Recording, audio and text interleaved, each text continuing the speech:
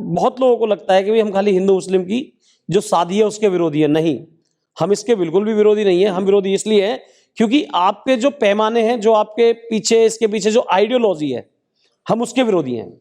हम ही इस देश में गुंडे हैं। क्या हम अपनी जमीन के लिए, अपनी धरती माँ के लिए, अपनी माता के लिए, अपनी जननी के लिए लड़ाई नहीं लड़ सकते? अगर मैं कहूं इस्लाम में तो सीधा सीधा कि ये पुरुषों के लिए एक सच में जन्नत है और औरतों के लिए इससे बड़ा नरक कोई नहीं है। वहां से हमें उन बहनों को, हम उन्हें भी बहन ही बोल रहे हैं, जब उन्हें हम लेके आते हैं, उनकी शादी होती है कहीं पर, हम उनका पूरा संरक्षण करते हैं। कम से कम नहीं तो 60 से 70 बहनों को तो मैं ही भाई हूं। तलाक आदमी दे रहा है और शुद्धि हमारी हो रही है हलाला के नाम पर। भाई तलाक आदमी दे रहा है और शुद्धि हो रही है हलाला के नाम पर।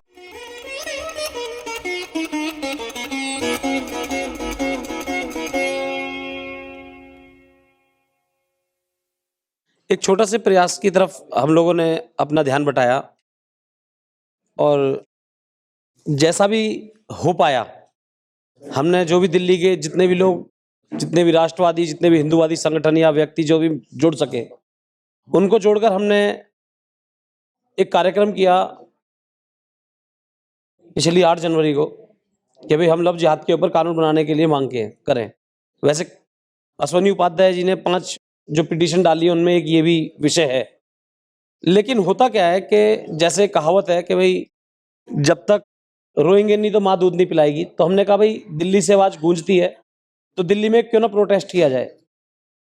तो हम जो हर कानून की जन्म दाता है, जंतर मंतर पर हमने कार्यक्रम किया, क्योंकि दिल्ली में सभी लोग रोजमर्रा वाले लोग हैं। तो फिर भी सभी लोगों के प्रयास से काफी लोग इकट्ठे हुए।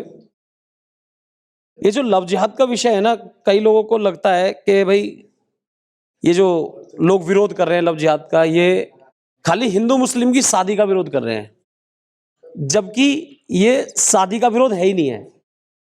ये विरोध है उस नारी के सम्मान का विरोध है, ये जिसको ये लोग बच्चे पैदा करने की मशीन समझ रहे हैं। ये उस नारी के सम्मान का विरोध है जिस नारी शक्ति को ये वैश्यालयों में सप्लाई कर रहे हैं, अरब कंट्रियों में अपने गुंडों को भोग के लिए, उनको सुविधा उपलब्ध कराने के लिए इस्तेमाल कर रहे हैं।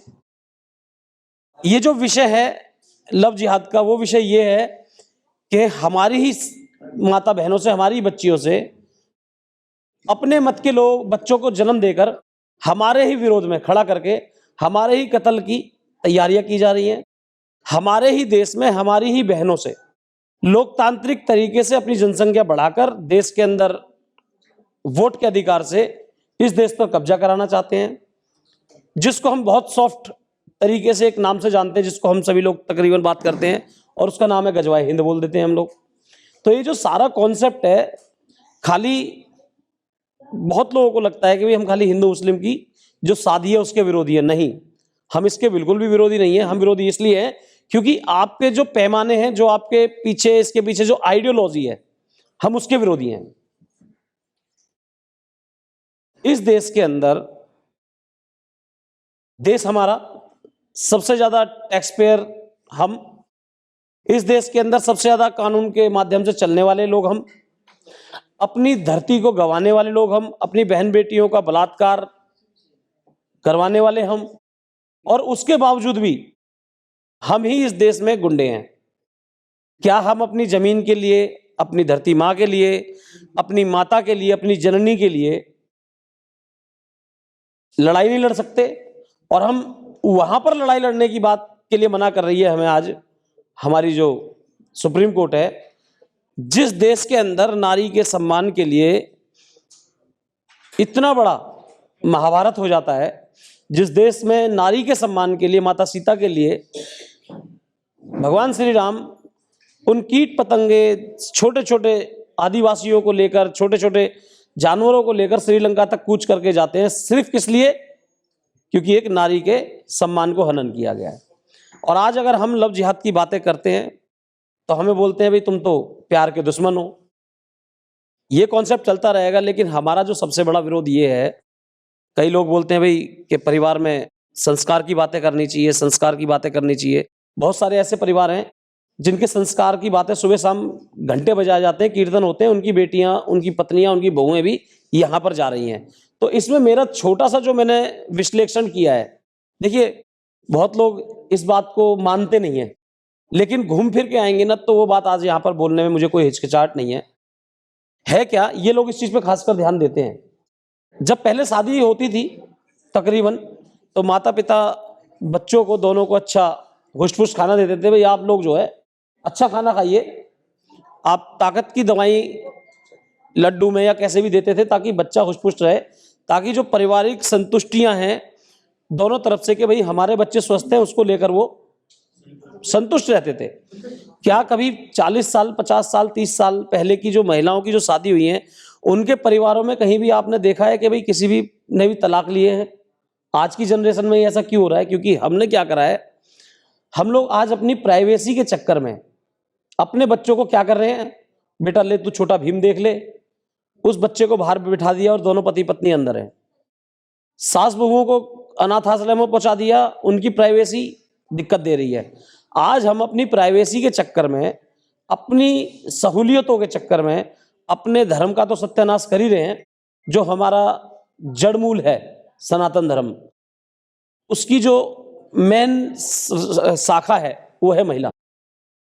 कोई समझता है नहीं समझता, लेकिन हम समझते हैं। बहुत सारी महिलाएं वहां पर, अगर मैं कहूं इस्लाम में तो सीधा सीधा कि ये पुरुषों के लिए एक सच में जन्नत है और औरतों के लिए इससे बड़ा नरक कोई नहीं है।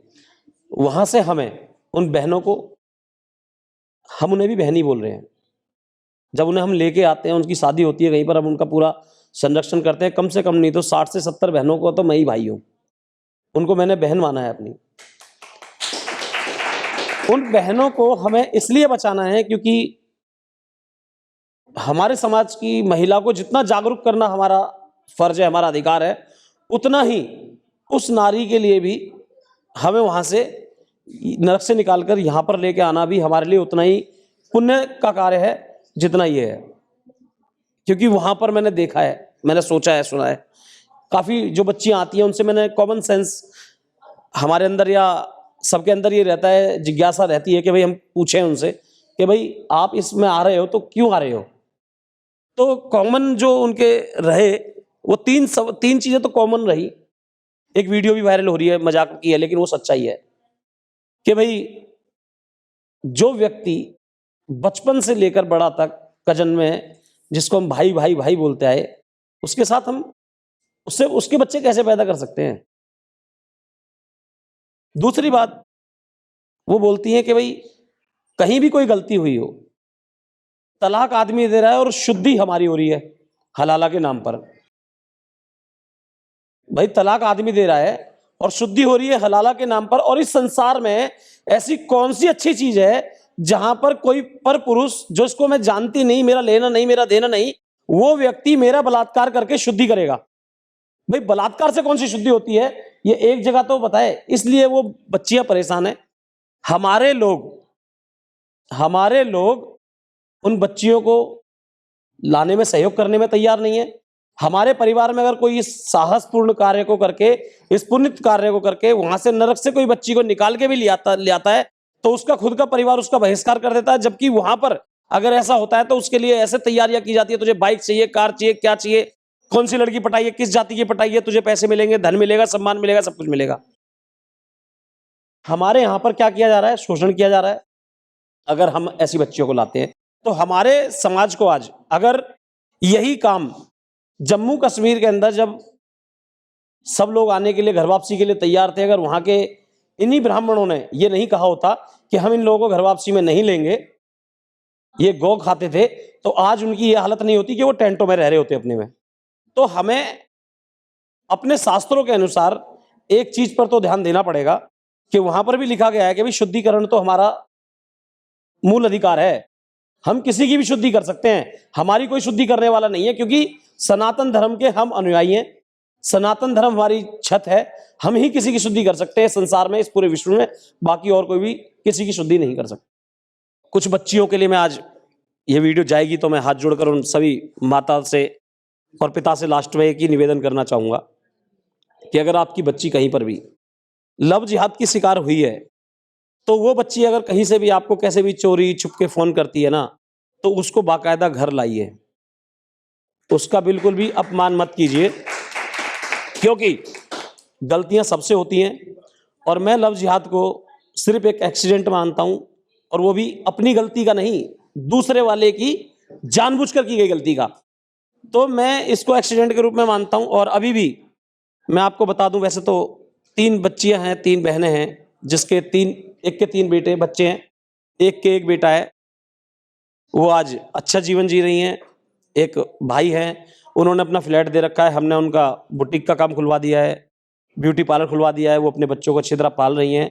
और मैं चाहूँगा, सभी लोगों से निवेदन करूँगा कि अगर कोई भी ऐसी बच्ची को रखने में सक्षम नहीं है, आपने अंध विद्यालय बहुत सुने होंगे, आपने बाल विद्यालय अनाथालय बहुत सुने होंगे, वृद्धाश्रम सुने होंगे, अंधों के आश्रम सुने होंगे। तो मेरे जीवन का एक लक्ष्य है कि जो भी परिवार अपनी आई हुई लव जिहाद की बच्चियों को सम्मानपूर्वक नहीं शामिल करता है, उसके लिए हम वो आश्रम में उनको रखेंगे। और उनके लिए, उनको जितनी भी लड़कियां होंगी, मैं यहाँ पर ऑन रिकॉर्ड कह रहा हूँ कि वो बहनें बन के रहेंगी इस संसार में। मैं अपनी सगी बहनों में, मेरी चाचा ताऊ की या मेरी भतीजी या कोई भी मेरी बेटी, उनको मैं एक बार को बाद में ध्यान दूंगा, लेकिन वो जो बच्चियां बहनें आएंगी, उनका सबसे पहले बहन के रूप में, बेटी के रूप में, माँ के रूप में उनका सबसे पहले सम्मान होगा। और उसमें हम सबको सामूहिक प्रयास करना पड़ेगा। अब जो है, मैं आपको बता दूं, ये शुभ सूचना भी है कि दिल्ली के अंदर नीलम बहन है, मन्नू जी हैं, निधि जी, आज काफ़ी लोग नहीं आए, इन्होंने बहुत अच्छा प्रयास किया। और हमने यही सोचा था कि भाई हम ज़्यादा से ज़्यादा 8 जनवरी को महिलाओं को आगे लेके आएँ, और महिलाओं ने वहाँ पर आए भी। और मैं सबसे निवेदन इनसे करना चाहूँगा कि ये जब तक नारी ही नारी का सम्मान नहीं करेगी ना, जब तक इस संसार का पुरुष उसका शोषण करता रहेगा, चाहे वो ननद के रूप में हो, देवरानी, जिठानी, सास, किसी के रूप में हो, कम से कम अपने परिवार का नारी तो कम से कम नारी का सम्मान करे, पुरुष तो फिर कर ही लेंगे। और इसके लिए मैं आप सभी को बहुत बहुत धन्यवाद देना चाहूँगा। लेकिन लव जिहाद आज की डेट में वो कैंसर की बीमारी है, अगर इसका इलाज नहीं किया गया तो हम कितनी भी बड़ी लड़ाई लड़ लें, हम लड़ाई हारे हुए बैठे हुए हैं। और गौ माता, गंगा, गीता से कम सम्मान और कम लड़ाई का विषय नहीं है लव जिहाद और हमारी सनातन की बच्चियां और बहनें।